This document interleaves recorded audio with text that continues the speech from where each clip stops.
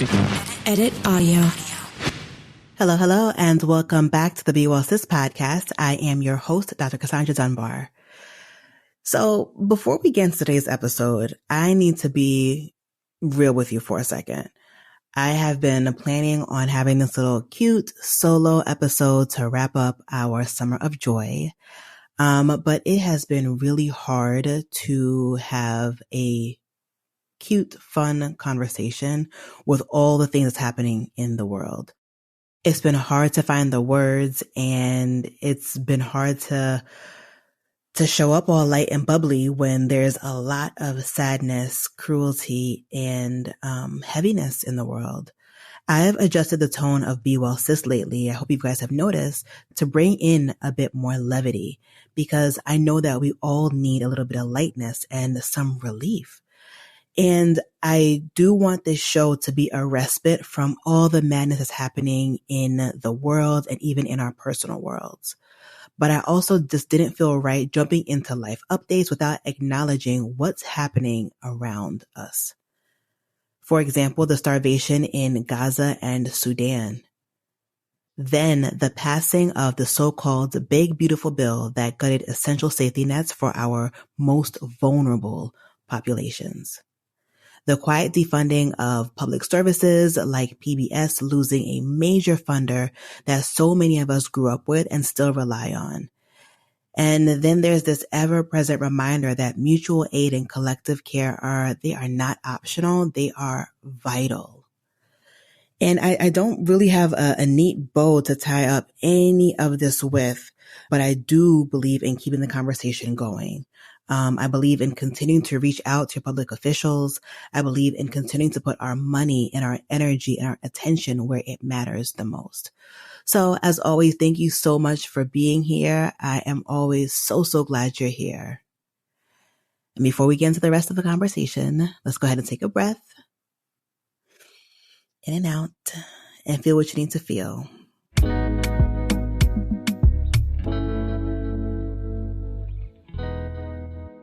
So, a quick little catch up on the Summer of Joy. So, I started writing again. I think I mentioned this a couple of weeks ago, how I started writing again on my Substack, and I've been really consistent this summer, which I'm really proud of myself for. And the initial idea was to document the Summer of Joy there. But that slightly shifted when I started to really get into my little groove, and it's become a place where I flesh out my thoughts and feelings and what's going on in the world around me and how it relates to our well-being. As I've been writing lately, I've been toying with the idea of maybe inviting members of the Be Well Sis tribe, that would be you listening, to be guest contributors there as well. So if you have any thoughts on motherhood, joy, sex, relationships, grief, aging, rest, books, media, whatever has been sitting on your spirit, go ahead and send it my way. So any essays, reflections, book, or TV reviews are welcome. So you can go ahead and send me an email at hello@thebewellsis.com with Substack as the subject line if you are interested. And if you're not interested in being a contributor, that's completely fine. I would love for you to read what I've been writing over at Substack.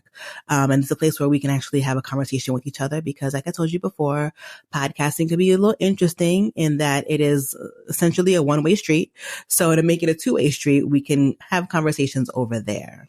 I have gotten back into a little gym routine. I'm so proud of myself for being more consistent and actually enjoying going to the gym again. When I tell you, I signed up for this gym literally over a year ago. I was just paying the monthly dues and not showing up, because the few times I did show up, y'all, I damn near had, no, I'm not going to say damn near. I literally had a panic attack, but it was internal. So people didn't know what was going on with me, but I knew that I couldn't breathe, and I didn't know what to do. I was overwhelmed by the size of the facility. It literally, I think it used to be a grocery store. So like a supermarket. So it's pretty big, and there are tons of machinery. The music is loud. There's just a lot of people, a lot of bodies, a lot of things happening. I was just like, I don't even know where to start.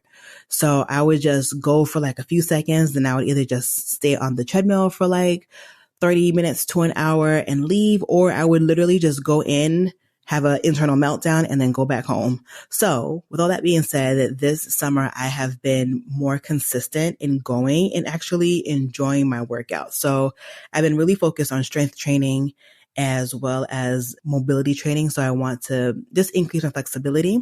And I've been having a good time. And they also have classes too. So I've been doing hot yoga. And then what else have I been doing? I've been doing Pilates there.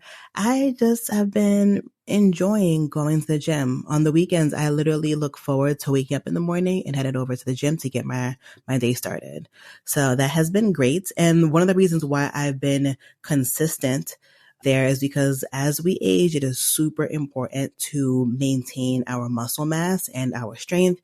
And I know I have lost both of those things. So I'm trying to get back into a routine to get, just to get stronger and to have more muscle, as well as the flexibility. Everything hurts all the time. It's because I'm stiff. So I'm trying to become more limber so I can prevent injury and just so I can age gracefully, child. Like, anybody want to be just wobbling all over the place and, you know what I mean? So that's what's been happening there. And my baby got his tonsils removed, and that's been a journey. Thank God the procedure went well. I was so nervous leading up to it, but he is, the procedure was successful. He's fine. But the healing journey, my goodness, has been something. He's in much better spirits. His energy is back up to what he normally is now. But I was like, where's my baby? What happened here? For a little bit, but he's doing much better. He's sleeping much better, and I'm so grateful. The other thing that I've been doing is reading. I know that. So if I'm not in the garden, if I'm not in the gym, hey, I am reading a book. So what did I finish reading recently? So recently I wrapped up reading Love Radio by Ebony LaDelle, and it's a young adult fiction. It's like a coming of age novel. And the reason that I was even interested in that typically is not my cup of tea. But the reason that I was interested in reading that book is because it has many parallels between Forever on Netflix. So oftentimes people on Book Talk would be like, if you liked Forever on Netflix, you might also like this book. So I picked up the book. Really, really cute. Yes, very similar to Forever on Netflix. So it was a quick read, light read. Loved it. I also wrapped up reading Living in Wisdom by Devi Brown.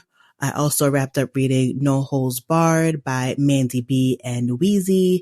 So yeah, I've been reading books. And next up, I have Braiding Sweetgrass on my list by Robin Wall Kimmerer. She explores the interconnectedness of all living things and the importance of gratitude, reciprocity, and sustainability. And it brings in indigenous as well as scientific knowledge, pretty much how humans need to interact and engage with nature. I started this book months ago and didn't start it, so I plan on wrapping this up before the summer is officially over, because being in my garden reminded me just how disconnected we typically are with nature. Specifically, I was thinking about how disconnected many of us are with the food process.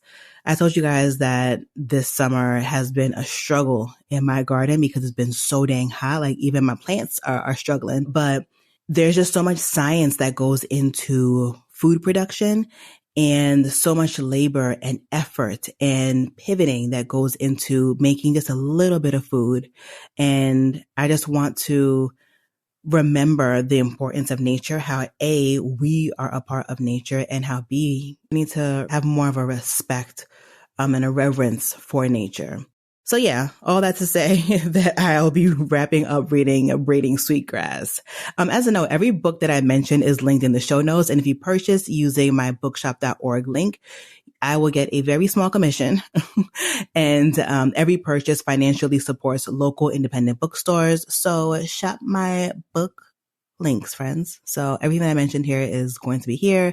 Every book that is ever mentioned on this show is always linked in the show notes. So yes, shop those. Now let's hop into On My Radar. And if you are new here, the On My Radar segment is where I discuss wellness-related people, places, and things that I'm obsessed with, and you should be too. So Right now, I am really enjoying Solo Traveling with Tracee Ellis Ross. It's a show on Roku, and it's where she invites the audience to join her on solo trips to Morocco, Mexico, and Spain.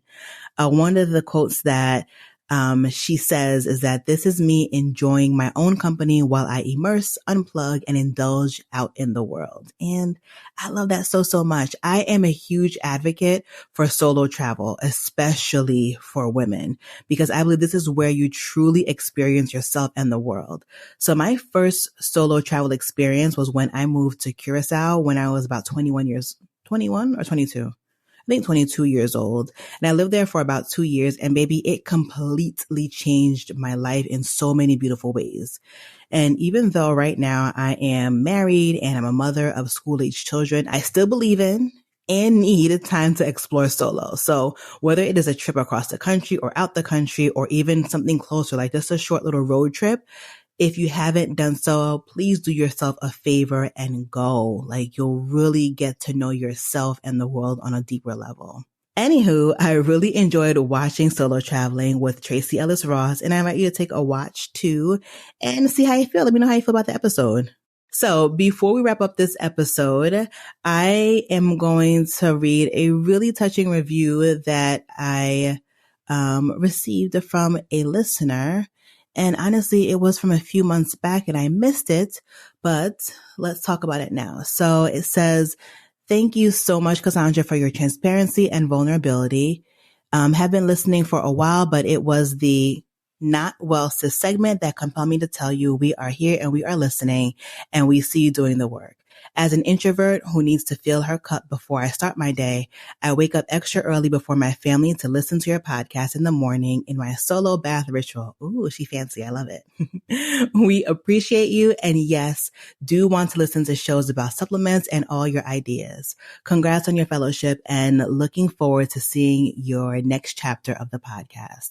Thank you so much. I appreciate all of your feedback and I appreciate the love. Thank you. Sending you a virtual hug.